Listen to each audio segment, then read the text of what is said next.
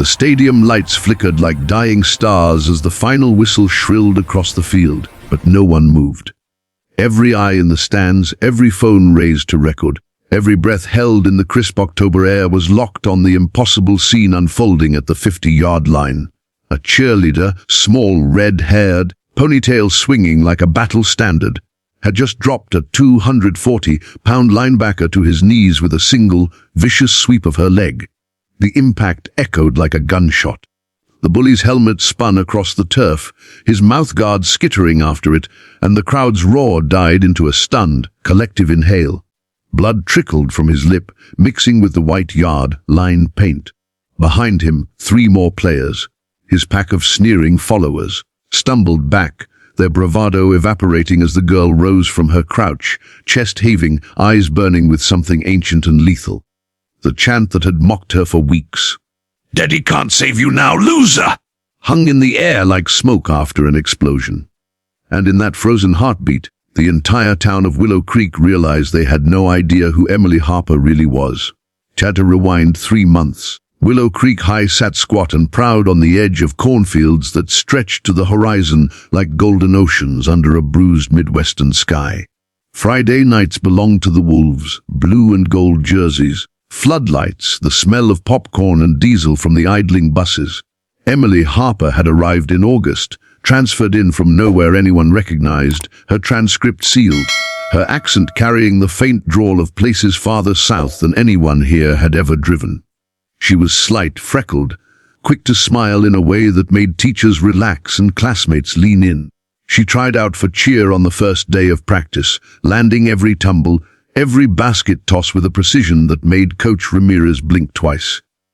"You've done this before," the coach said. Emily only shrugged, ponytail flicking. "My dad likes me to stay sharp." No one pressed. New girls were supposed to have mysteries, it was part of the fun. But mysteries erode fast in a town where everyone's known everyone since kindergarten. By week 2, the whispers started. She didn't date. She didn't party. She vanished every afternoon in a beat-up silver Tacoma that smelled of gun oil and pine air freshener. She never posted on Snapchat, never cried in the bathroom stalls, never flinched when the popular crowd sized her up like wolves circling a lone deer. And the Wolves had a leader, Mason Keller, senior linebacker, scholarship offers from 3 Division I schools, a jawline sharp enough to cut glass and a smirk that said the world had already been handed to him on a platter. Mason didn't like things he couldn't own, and Emily, quiet, untouchable Emily, was a puzzle he intended to smash. It began small, a shoulder check in the hallway that sent her books flying, a whispered "Ormy brat," loud enough for the lockers to echo, then the chant.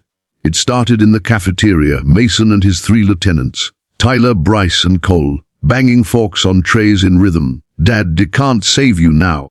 "Law, sir!" Emily's cheeks flushed crimson the first time, but she didn't look up from her salad.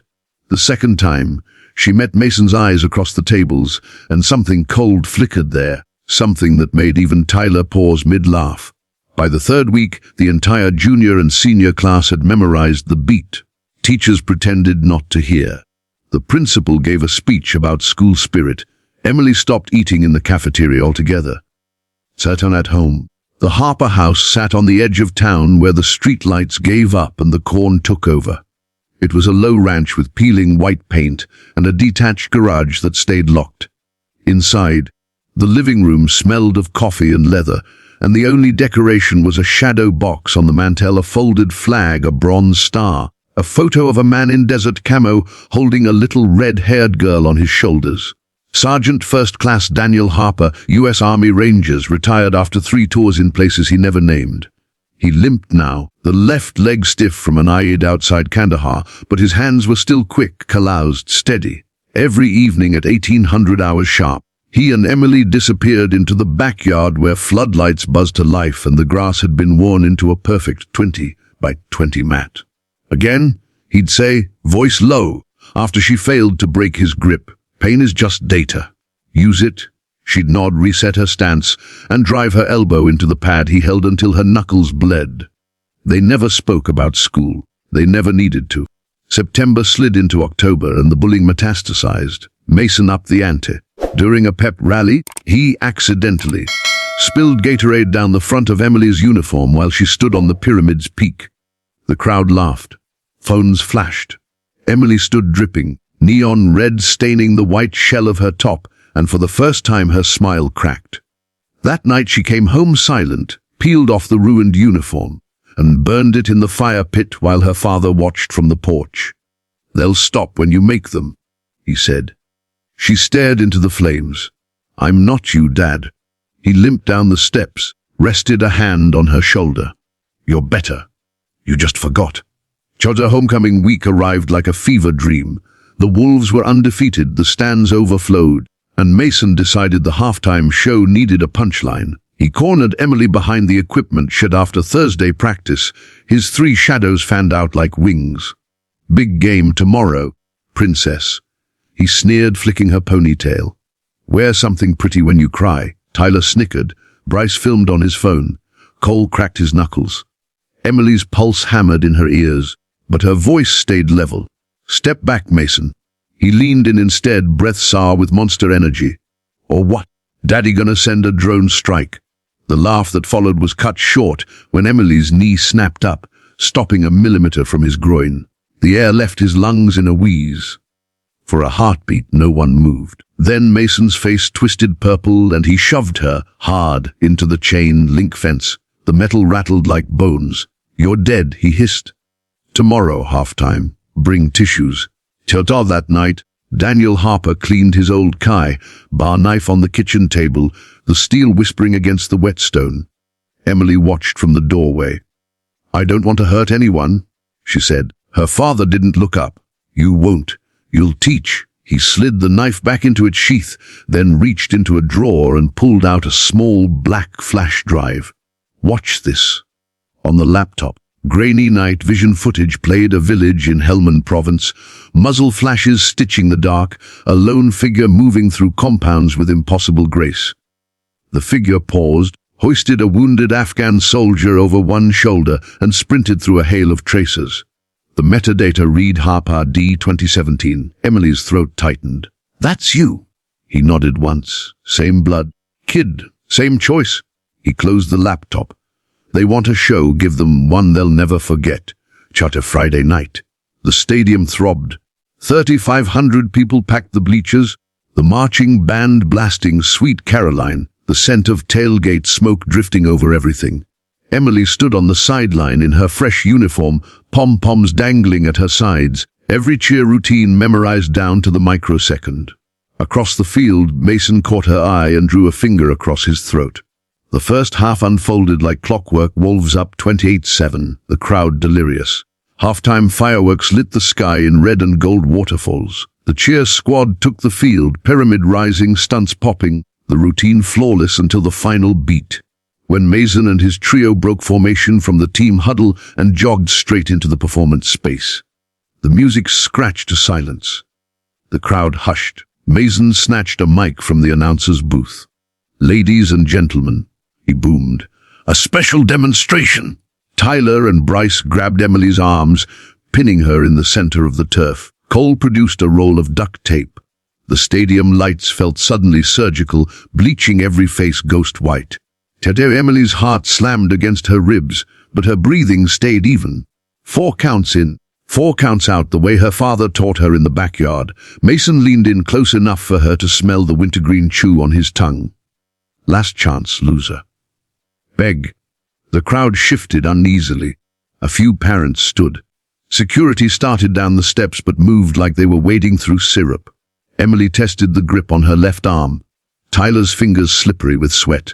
She met Mason's eyes. "You first." Time dilated. She dropped her weight, twisted her wrist against Tyler's thumb, the weak point her father had drilled 1,000 times, and felt the joint give. Tyler howled. Her elbow rocketed into his solar plexus. Air exploded from his lungs. Bryce lunged. Emily pivoted, caught his momentum, and used it to flip him over her hip onto the turf. The impact thudded like a bass drum. Cole hesitated half a second too long. Emily's palm strike caught him under the chin, snapping his head back. He crumpled. 3 bodies down in under 4 seconds. The stadium erupted, not cheers, but a primal, disbelieving roar. Then Mason's bravado shattered. He swung a wild haymaker. Emily slipped inside it, trapped his arm, and dropped to one knee. The sweep was textbook Ranger combatives. Her shin hooked his legs, her shoulder drove into his chest, and 240 pounds of ego crashed to earth. The microphone skittered across the grass. Mason gasped, eyes wide, staring up at the girl he'd mocked for weeks. Emily crouched over him, voice low enough for only him to hear. "My dad taught me pain is data. Here's yours." She pressed 2 fingers to the pressure point behind his ear. His vision tunneled. Then she stood, chest heaving, and faced the stands. Silence blanketed the field thicker than fog. Satire until a single voice cracked it. Coach Ramirez, bullhorn in hand. "Harper, what the hell was that?" Emily wiped a smear of blood from her lip, the same lip Mason had split against the fence the day before. Self-defense coach. The Jumbotron replayed the sequence in slow motion, the twist, the flip, the sweep, the takedown. Each frame looked choreographed, impossible. Phones captured every angle.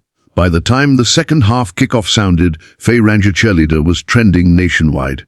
The fallout was biblical. Mason and his crew faced suspension, lawsuits, the end of scholarships. The school board convened an emergency meeting. Emily sat in the principal's office at Yo700 Monday, still in her practice gear, while her father leaned against the wall in faded multicam, arms crossed. The principal, a man who'd never served, cleared his throat. "Miss Harper, that was excessive." Daniel's voice cut like a blade. "Excessive is terrorizing a 16-year-old for sport. My daughter ended a threat. You're welcome." The room temperature dropped 10 degrees. Emily hid a smile. But the story wasn't over. Because that night, a black SUV pulled into the Harper driveway. 2 men in civilian clothes but military haircuts stepped out, one carrying a folder thick as a phone book. "Sergeant Harper?" the taller one asked. Daniel nodded once. "We've been watching the footage. Fort Benning wants your daughter for a recruitment video, and we'd like to talk about reactivating your contract. The kids are natural." Emily, eavesdropping from the porch steps, felt the world tilt. Her father looked at her, really looked, for the first time since the backyard sessions began. Pride warred with fear in his eyes. She answered for him. "I'm not ready to leave Willow Creek yet." The agents exchanged glances. "Understood, but when you are, doors open." Winter settled in, snow dusting the corn stubble silver. Emily returned to cheer, but everything had changed. The squad followed her lead without question. Freshmen asked for self-defense tips. The chant, "Daddy can't save you now," became a joke, whispered with awe, never malice. Mason transferred schools before Christmas. On the mantel, beside the shadow box, a new frame appeared, a freeze frame from the Jumbotron. Emily mid-sweep, Mason airborne, the caption beneath reading simply, "Data." Charter Spring brought the state championship. The Wolves were underdogs, injuries decimating the line. Halftime, the score knotted at 14. The cheer squad took the field for one last routine. Emily stood at the apex of the pyramid, wind whipping her ponytail, and for a moment the stadium lights blurred into memory. Backyard floodlights, her father's voice, "Pain is just data." The music dropped. The pyramid launched. She soared higher than ever before, twisting into a double layout, and stuck the landing with a crack that silenced 40,000 people. The Wolves won 21-17 on a last-second field goal. In the tunnel afterward, a reporter shoved a mic in her face. "Emily, where'd you learn to fight like that?" She glanced at her father waiting in the shadows, prosthetic leg glinting under the fluorescence. "Family tradition," she said. The camera caught his nod, the faintest smile. 2 years later, cadets at West Point would watch the halftime footage in combatives class, instructors pausing on the frame where Emily's eyes locked on Mason's. Predator recognizing prey. Recruits would whisper the legend of the cheerleader who dropped 4 linebackers in 4 seconds. But in Willow Creek, the story ended where it began. Friday night lights, the smell of popcorn and diesel, a girl in a blue and gold uniform walking off the field with her father's limp matching her stride. The shadow box on the mantel now held 3 frames, the flag, the bronze star, and a simple brass plaque engraved with a single line. "Chada, pain is just data, use it." Tajar, if this story lit a fire in you, If you felt Emily's heartbeat in your own chest, if you stood a little taller imagining her final landing, then drop a like, hit that subscribe button, and ring the bell so you never miss the next cinematic saga. Tell me in the comments, have you ever been underestimated? Ever turned pain into power? Who taught you to fight? Not just with fists but with will. Share your story. Let's build an army of underdogs who rise. And if you know someone still stuck in the cafeteria chant, send them this video. Because sometimes all it takes is one spark to burn the whole script down. See you in the next frame.